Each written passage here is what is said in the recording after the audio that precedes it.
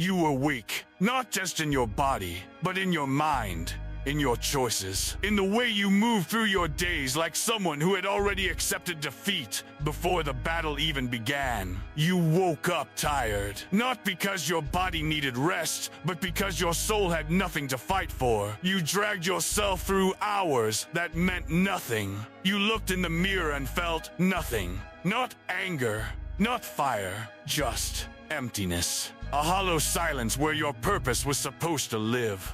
People walked past you. They looked through you, not because you were invisible, but because you had made yourself that way. Small, quiet, agreeable. You shrank yourself to fit into spaces that were never meant to hold you. You apologized for existing too loudly. You swallowed your ambitions because somewhere along the way, you convinced yourself they were too big for someone like you. You had dreams. You still remember them. In the dark, quiet moments before sleep, they would surface. A version of yourself that was stronger, more focused, respected. Someone who walked into a room and changed the energy simply by being present. You imagined that version of yourself. And then the morning came, and you did nothing about it.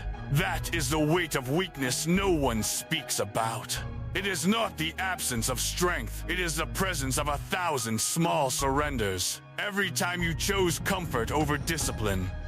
Every time you hit snooze instead of rising. Every time you told yourself tomorrow, as if tomorrow had ever once been more kind to the person who avoided today.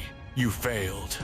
More times than you are willing to admit. You started things and abandoned them. You made promises to yourself in moments of fire and broke them in moments of cold. You trained for 3 days and quit for 3 weeks. You read the first chapter of 100 books and finished none. You stood at the edge of change so many times and walked back to what was familiar. Because familiar, even when it is painful, feels safer than the unknown. And in those failures, a voice grew louder. Not from outside, from within. It whispered that this is just who you are. That some people are built for greatness and you are not one of them. That discipline is for others. That strength belongs to those who were born with it. That transformation is a story for someone else's life. You believe that voice for longer than you should have. But here's what that voice never told you. Weakness is not your identity. It is your starting point. Every warrior in history, every person who ever carved something real out of nothing, they were all at one point exactly where you are standing now. Confused, exhausted, unsure, carrying wounds they did not know how to speak about. The difference was not talent. It was never talent. It was a single decision, a moment where something inside them went quiet, where the excuses ran out, where the weight of staying the same became heavier than the fear of change. And in that moment, they chose. Without applause, without an audience, without a guarantee of success, they simply chose. And that moment, that silent, invisible, uncelebrated moment was the beginning of everything. You are at that moment right now. Not tomorrow. Not when conditions are better.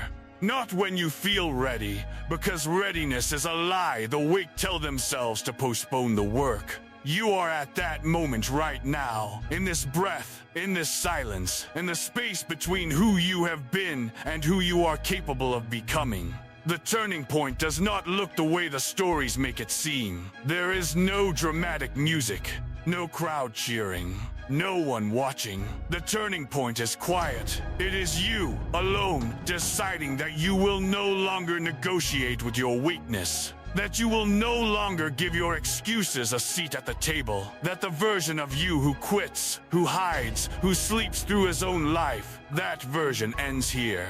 This is where the training arc begins, and you need to understand something about the training arc before you enter it. It is not glorious. Not at first. The montage you imagine, the clean progression, the visible results, the steady climb, that is not how it feels from the inside. From the inside, it feels like waking up at 5 in the morning when your body screams for more sleep. It feels like pushing through a set when your muscles have already surrendered. It feels like sitting with a book when your mind wants distraction. It feels like saying no to the thing that would have broken your discipline over and over in moments no one sees and no one praises. Real change begins in silence and in pain.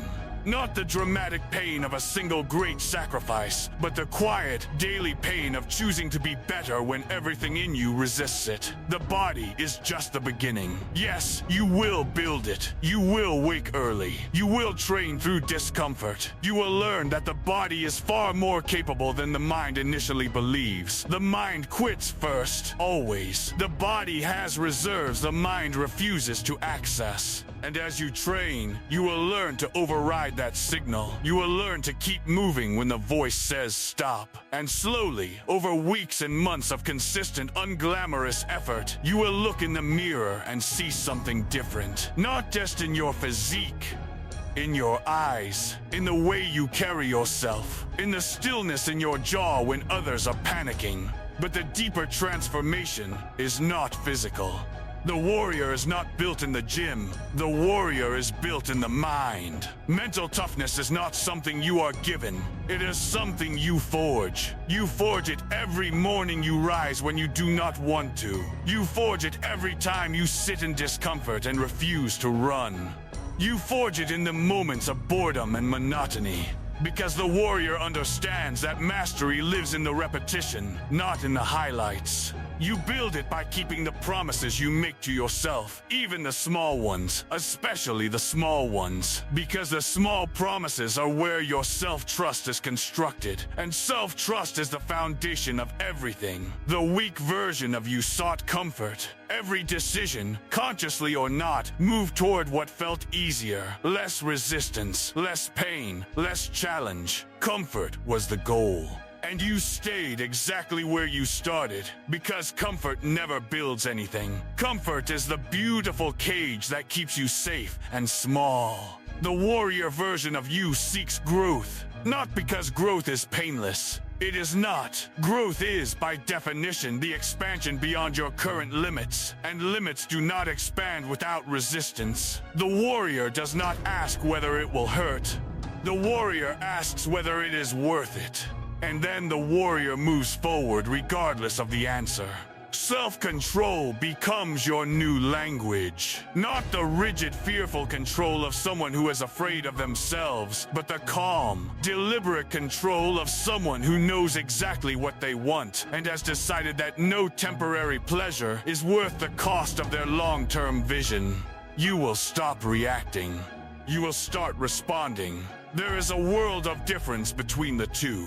The reactive person is controlled by their environment. The disciplined person shapes it. You will learn the power of silence. Not the silence of the defeated, but the silence of the composed. You will speak less and mean more. You will stop explaining yourself to those who have already decided not to understand. Your energy will become precious to you, and you will stop spending it in places that drain without returning. And discipline. True discipline is not punishment. It is not a cage. Discipline is the highest form of self-respect. It is the declaration that your future matters more than your present comfort. That who you are becoming is worth the sacrifice of who you currently want to be. Every act of discipline is a vote for the warrior version of yourself. Every act of surrender is a vote for the version that stays weak. The votes accumulate. Identity does not shift in a single moment of revelation. It shifts in the accumulation of 10,000 small choices. The choice to train when you are tired. The choice to eat with intention. The choice to study when distraction calls. The choice to sit with your own discomfort instead of numbing it. The choice to be honest with yourself when it would be easier to lie. These choices, compounded over time, do not just change what you do.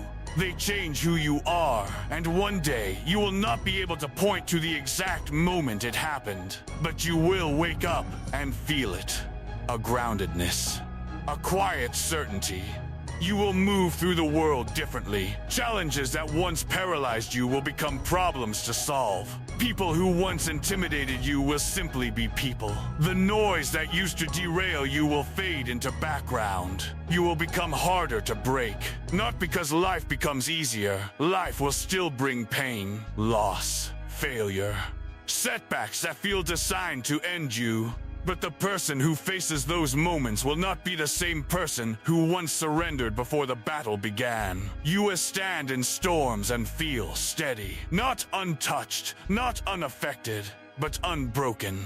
There is a difference. The unbreakable person does not feel nothing. They feel everything, and they keep moving. The people around you will notice, not always with praise, sometimes with discomfort. Because when you change, when you truly change, it unsettles those who chose not to.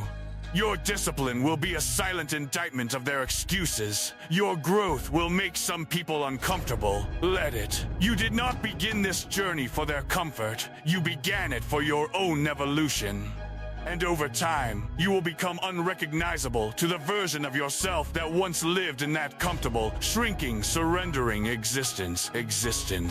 Stronger, calmer, more present, more intentional, more dangerous, not in violence, but in focus, in clarity, in the quiet certainty of someone who knows exactly who they are and exactly where they are going. People will ask what changed in you, and you will smile, because the answer is everything, and you will know they would not understand the full weight of what that word contains. You are in the middle of your transformation right now. Not at the beginning, not at the end. Right here, in this exact moment. The work has already started. The decision has been made. The only thing left is to continue.